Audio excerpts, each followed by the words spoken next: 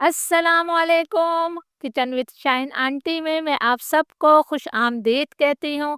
आज मैं अपने किचन में बहुत ही मज़ेदार चटपटी ढाबा स्टाइल तंदूरी बेसन की रोटी बना रही हूँ। बहुत मज़े की ये रोटी बनती है, ज़रूर इस रेसिपी को ट्राई कीजिएगा। इसके साथ ही मैं टमाटर की चटनी भी बनाऊंगी। ढाबा स्टाइल तंदूरी बेसन की रोटी बनाने के लिए मैंने 2 दरमियाने साइज की प्याज को बिल्कुल बारीक चॉप करके थाली में डाल दिया है। आधा गड्डी मैंने हरा धनिया लिया है, इसे अच्छी तरह से धोने के बाद बिल्कुल बारीक काट कर हमने शामिल किया है। 2 हरी मिर्चों को मैं बारीक चॉप करके डाल रही हूँ। 1 इंच अदरक को मैंने बिल्कुल बारीक चॉप करके शामिल कर दिया है। अब हम कुछ मसालों को जो है कूट कर शामिल करेंगे, तो इसके लिए मैं 1 खाने का चम्मच साबुत धनिया डाल रही हूँ। आधा खाने का चम्मच मैंने सफ़ेद ज़ीरा लिया है। क्वार्टर टी स्पून में इसके अंदर अजवाइन शामिल कर रही हूँ।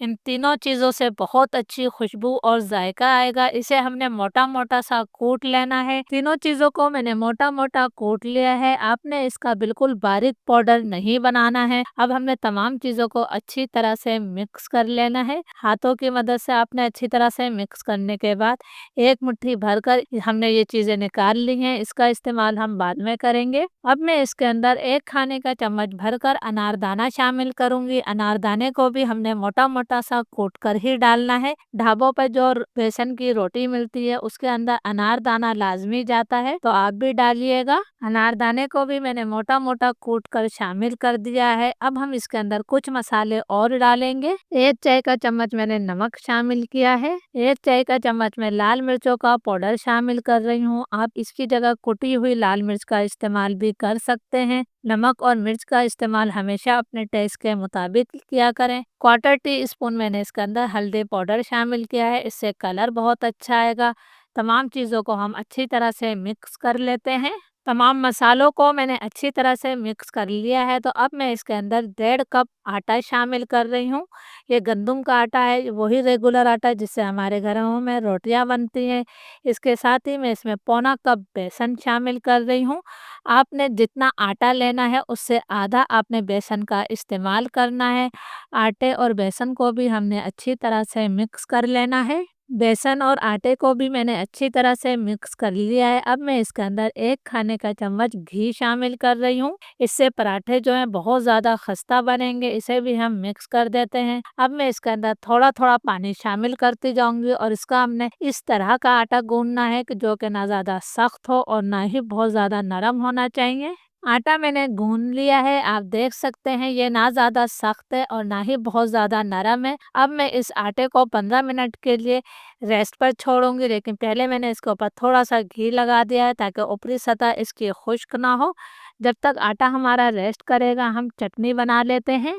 बेसन के पराठों के साथ आम तौर पर जो है लहसुन और लाल मिर्च की चटनी का इस्तेमाल होता है। अगर आपको उसकी रेसिपी चाहिए तो उसका मैं लिंक दे दूंगी। मैं आज टमाटर की चटनी बना रही हूँ, तो एक बड़े टमाटर को मैंने छोटे टुकड़ों में काट कर जार में डाला है। 5 साबुत गोल मिर्चें मैंने शामिल कर दी हैं। 5-6 मैं लहसुन की कलियां शामिल कर रही हूँ, ये देसी लहसुन है। इसके साथ ही मैं इसके अंदर 1 खाने के चम्मच के बराबर हरा धनिया शामिल कर रही हूँ। हरा धनिया को मैंने नरम डंठल के साथ ही शामिल किया है। आधा चाय का चम्मच मैंने नमक शामिल किया है। आधा चाय का चम्मच मैं सफ़ेद ज़ीरा डाल रही हूँ। इसके साथ ही मैं इसके अंदर 1 खाने का चम्मच पानी शामिल कर देती हूँ। अब मैं इसकी चटनी बनाकर लाती हूँ। हमारी मज़ेदार चटपटी चटनी तैयार है। आटे को रेस्ट पर रखे हुए 15 मिनट हो गए हैं। आटा हमारा अच्छी तरह से सेट हो गया है। एक प्लेट में मैंने खुश्क आटा लिया है, इसे मैंने हाथों पर लगाया है।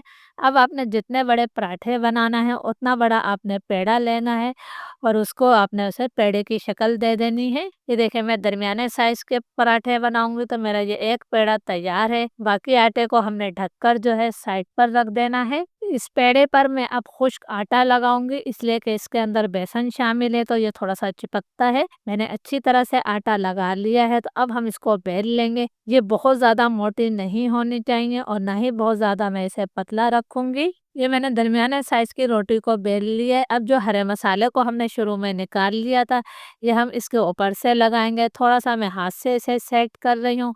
जो ढाबों पे रोटी मिलती है, ये हरा मसाला उसको ऊपर लाजमी ऊपर से लगाते हैं। इस तरह जो है देखने में भी अच्छी लगती है और इनका जायका भी कई गुना बढ़ जाता है। ये अब बहुत अच्छी तरह से चिपक गए हैं। इसकी पीछे वाली साइड पे मैं पानी लगाऊँगी, क्योंकि हम इसे तंदूरी स्टाइल में बनाएँगे, लेकिन बगैर तंदूर के बनाएँगे।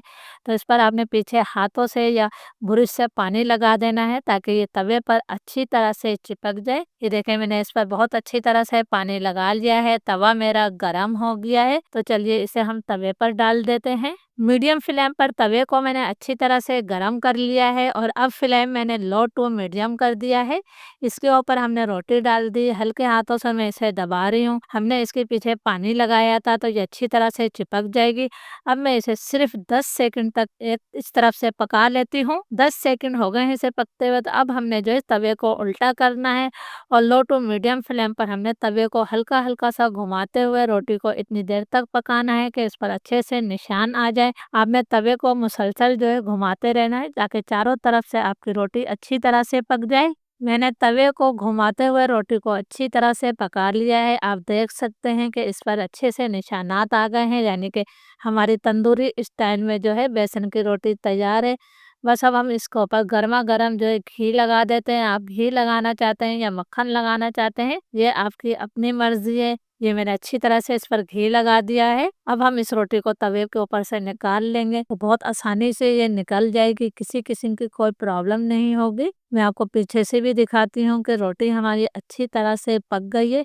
ये देखें, माशाल्लाह रोटी कितनी ज़बरदस्त पक गई है। अब हम इसे प्लेट में निकाल लेते हैं। बाकी तमाम रोटियाँ मैं इसी तरह बना लेती हूँ। अल्हम्दुलिल्लाह, हमारे तमाम तंदूरी स्टाइल बेसन के पराठे तैयार हैं। बहुत मज़े के बने हैं। ज़रूर इस रेसिपी को ट्राई कीजिएगा, और इसके साथ इस चटनी की रेसिपी को भी ट्राई कीजिएगा। इजाज़त दीजिए। अल्लाह हाफ़िज़।